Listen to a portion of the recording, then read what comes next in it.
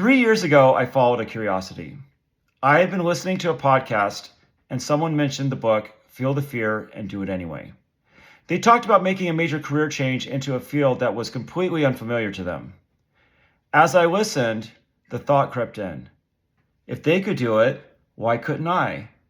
Not to make a career change, but to learn something new. I had become curious about a technology and industry I knew almost nothing about.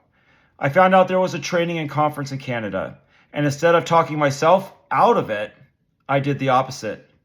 I drove to Calgary.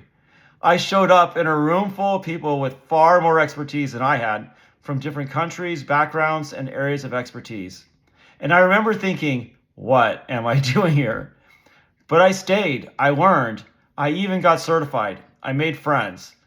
One of the unexpected gifts of that trip was meeting people who inspired me with their own stories and examples.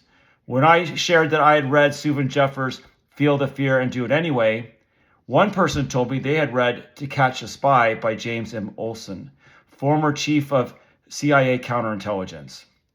Not only had this person read that book, but they had read the entire list of 25 books Olson recommended in the appendix. They had even written to Olson personally. And wouldn't you know it, he wrote back. I was inspired yet again.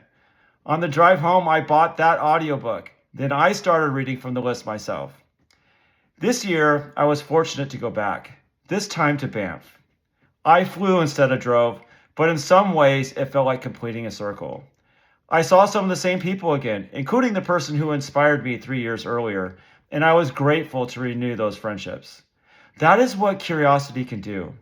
It may not change your life all at once. Sometimes it just gets you into a room you would have never entered otherwise. But that room can lead to a person. That person can lead to a book. That book can lead to a question. And suddenly, you're becoming someone you would not have become if you'd waited until you felt ready. So that is my encouragement to you. You never know what kind of impact your example can have on someone else. Follow the curiosity, feel the fear, and then do it anyway.